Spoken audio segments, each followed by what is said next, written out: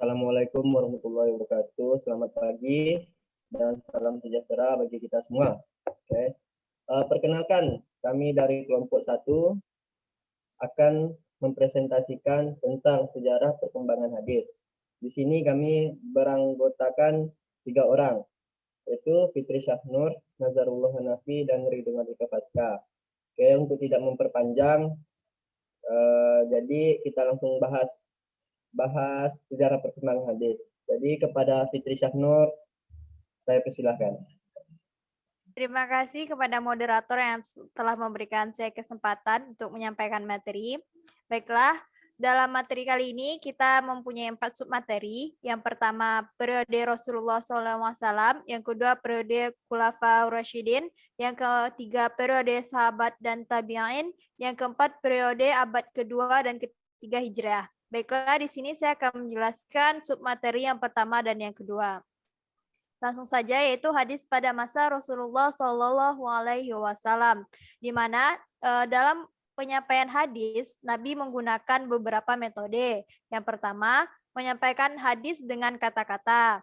Nah, kita tahu ya, di mana orang Arab itu mempunyai kebiasaan menghafal dan mereka juga mempunyai hafalan yang kuat karena kebiasaan mereka itu. Nah, jadi agar penyampaian hadisnya melalui kata-kata ini bisa diingat oleh para sahabat, Nabi pun mengulang-ulang perkataannya sampai 3 kali. Nah, metode yang kedua yaitu menyampaikan hadis melalui media tertulis, atau Nabi mendiktekannya kepada sahabat yang pandai menulis. Hal ini menyangkut seluruh surat Nabi yang ditunjukkan kepada para raja, penguasa, gubernur-gubernur muslim pada masa itu, di mana surat-surat tersebut berisi tentang ketetapan hukum Islam seperti ketentuan tentang zakat dan tata cara peribadatan. Selanjutnya ada metode yang ketiga, yaitu penyampaian hadis dengan mempraktekkan secara langsung. Contohnya seperti cara berwuduk, sholat, puasa, menunaikan ibadah haji, dan sebagainya. Nah, adapun tempat penyampaian hadis ini, Rasulullah SAW menyampaikannya di banyak tempat dan di berbagai kesempatan yang ada. Yang contohnya yang pertama seperti di majelis ilmu, yaitu di masjid atau di sekolah-sekolah ya dulu ya. Nah, lalu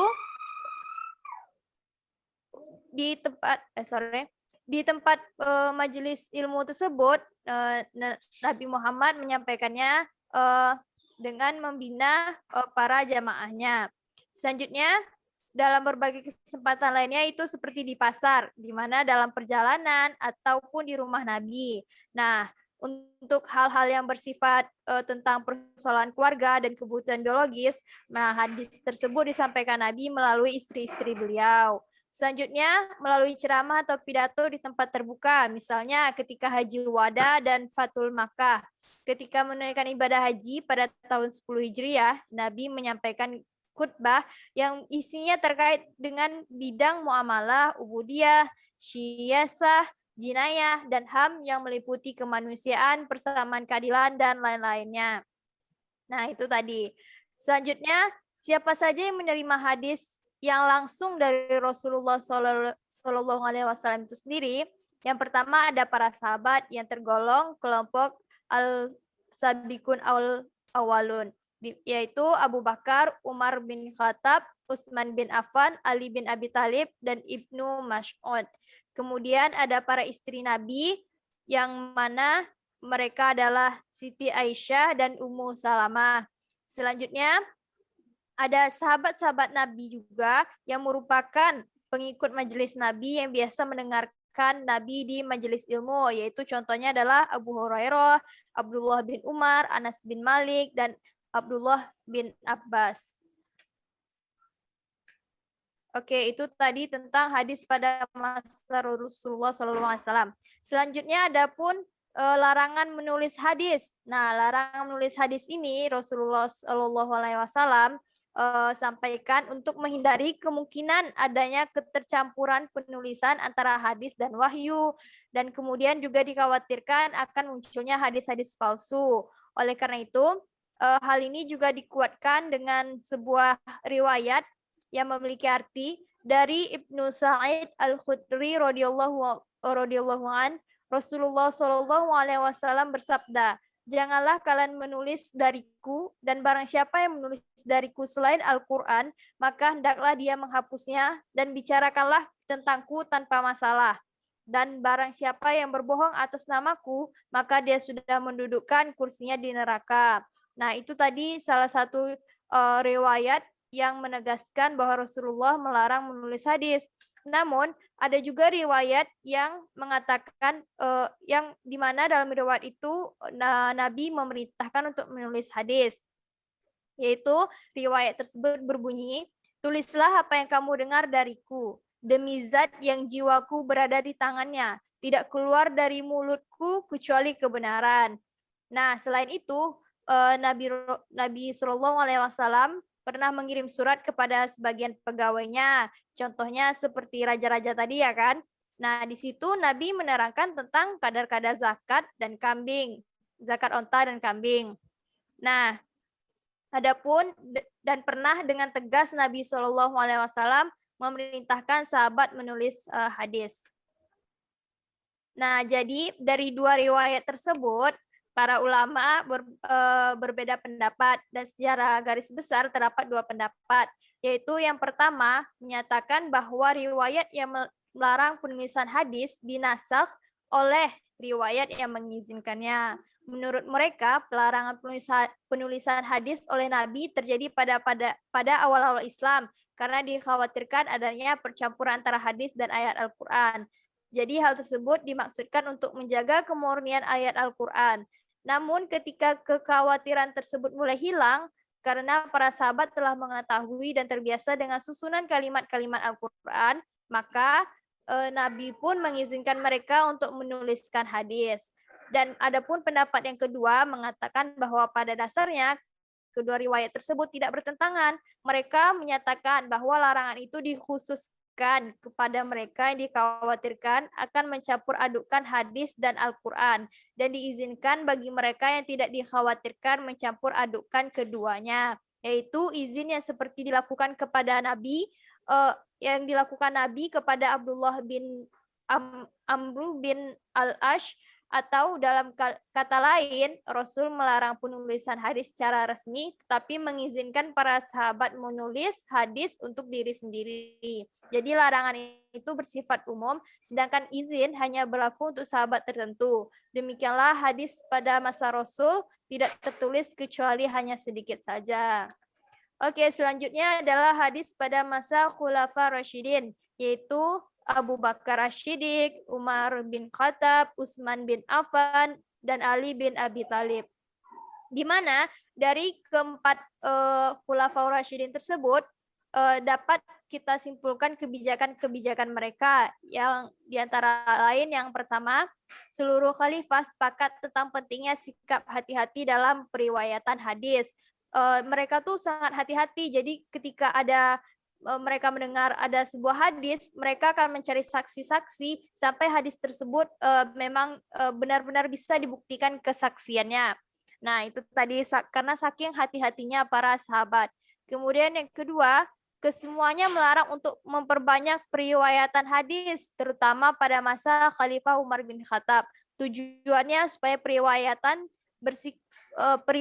bersikap selektif dalam meriwayatkan hadis, dan supaya perhatian masyarakat tidak berpaling dari Al-Quran. Jadi Khulafaur Rasyidin ini mereka lebih mementingkan Al-Quran sih sebenarnya dibandingkan hadis ya kan, karena mereka juga takut dalam periwayatan hadis-hadis ini, mereka karena sikap hati-hati mereka.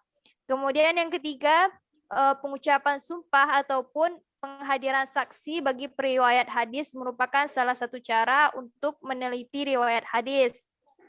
Nah, adapun riwayat yang dirasa memiliki kredibilitas yang tinggi tidak dibebani kewajiban mengajukan sumpah ataupun saksi. Nah, pengucapan sumpah ini dulu terjadi pada masa Ali bin Abi Thalib. Jadi kalau ada yang mau meriwayatkan hadis gitu ya kan, mereka harus bersumpah dulu atas nama Allah. Nah, yang keempat, kesemua khalifah telah meriwayatkan hadis. Hanya saja 3 khalifah yang pertama, yaitu Abu Bakar, Umar, dan Utsman, meriwayatkan hadis secara lisan. Hanya Ali yang meriwayatkan hadis secara lisan dan tulisan. Nah, adapun dalam masa Ali bin Abi Thalib ini sudah mulai muncul hadis-hadis palsu karena wilayah Islam saat itu sudah berkembang sangat luas, jadi udah susah buat mengontrolnya. Oleh karena itu berbeda dengan pada masa Abu Bakar, Umar, dan Utsman. Mereka dan lagi pada masa Ali bin Abi Thalib ini beliau dikenal sebagai sosok yang kurang tegas, tidak seperti Umar ya yang sangat ditakuti oleh banyak orang. Jadi periwayatan hadis itu mulai berkembang pesat, namun juga, berkembangnya itu juga ke arah yang negatif seperti munculnya hadis-hadis palsu. Nah, itu tadi perkembangan hadis pada periode Khulafa Rasyidin. Saya kembalikan kepada moderator. Terima kasih kepada Fikri Syafnur. Selanjutnya saya yang akan melanjutkan presentasinya. Baiklah, saya akan menjelaskan presentasi selanjutnya, yaitu pertama itu perkembangan hadis pada masa sahabat, dan yang kedua perkembangan hadis pada masa tabi'in. Kita langsung masuk yang pertama, perkembangan hadis pada masa sahabat. Sahabat merupakan umat Islam yang bertemu dengan Nabi Shallallahu Alaihi Wasallam dan semasa dengan beliau.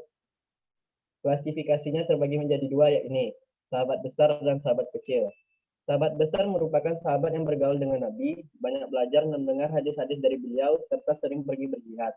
Sedangkan sahabat kecil adalah para sahabat yang jarang bergaul dengan Nabi disebabkan jauhnya jarak tempat tinggal dari kediaman Nabi. Okay. Periode kedua sejarah perkembangan hadis adalah masa sahabat, khususnya masa Khulafaur Rasyidin. Jadi pada masa Khulafaur Rasyidin ini tadi sudah dijelaskan oleh Fikri Syafnur, jadi saya langsung aja. Oke. Selanjutnya yaitu ini juga sudah dijelaskan oleh Fikri Syafnur. Ini juga. Jadi kita langsung masuk yang ke perkembangan hadis pada masa tabi'in. Pengertian tabi'in adalah orang Islam yang bertemu dengan sahabat, berguru dan belajar kepada sahabat, tetapi tidak bertemu dengan Rasulullah dan tidak pula sesama dengan beliau. Periwayatan yang dilakukan oleh kalangan tabi'in tidak begitu berbeda dengan yang dilakukan oleh para sahabat, karena mereka mengikuti jejak para sahabat yang menjadi guru mereka. Hanya persoalan yang dihadapi oleh kalangan tabi'in yang berbeda dengan yang dihadapi para sahabat. Pada masa ini, Al-Quran sudah dikumpulkan pada satu mushaf, dan para sahabat ahli hadis telah menyebarkan ke beberapa wilayah kekuasaan Islam, sehingga para tabi'in dapat mempelajari hadis dari mereka. Ketika pemerintahan dipegang oleh Bani Umayyah, perluasan wilayah kekuasaan berkembang pesat dan juga semakin meningkatnya penyebaran para sahabat ke daerah-daerah tersebut. Sehingga pada masa ini dikenal dengan masa penyebaran periwayatan atau intishar ar-riwayah ila al-amsar. Terdapat beberapa kota yang menjadi pusat pembinaan dalam periwayatan hadis sebagai tempat tujuan para tabi'in dalam mencari hadis, yaitu Madinah Al-Munawwarah, Mekah Al-Mukarramah, Kufah, Basrah, Syam, Mesir, Maghrib, dan Andalas, Yaman, dan Khurasan. Oke. Sekian dari saya. Selanjutnya akan dijelaskan kepada Nazarullah Hanafi. Kepada Nazar, saya persilakan. Baiklah, terima kasih Ridho. Selanjutnya saya akan membahas tentang perkembangan hadis pada abad kedua dan ketiga Hijriah.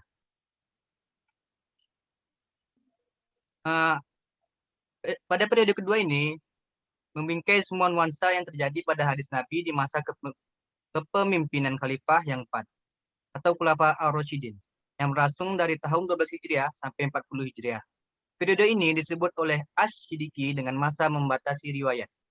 Tapi menurut nulis, dengan memperhatikan dan mencermati apa yang dilakukan oleh para sahabat Nabi pada masa itu, periode ini disebut sebagai periode konfirmasi, klarifikasi, dan penyebaran riwayat atau tabayun wa tasabut al-riwayah wa al-tansyir. Yang ketiga, pada periode ketiga ini, masa eksplorasi riwayat dari pusat-pusat tutorial hadis. Masa ini dicirikan dengan rihlah atau perlawatan ilmiah yang dilakukan oleh ahli hadis. Periode ini berlangsung pada masa hidup sahabat kecil dan murid para sahabat Nabi atau kibar al-tabi yang berlalu sejak tahun 47 Hijriah sampai akhir abad pertama Hijriah. Periode ini dapat pula disebut masa pertumbuhan kedua atau asnab ar-riwayat al-sani. Baiklah, sekian dari presentasi saya kembalikan kepada Ridho. Oke, terima kasih kepada Nazarullah.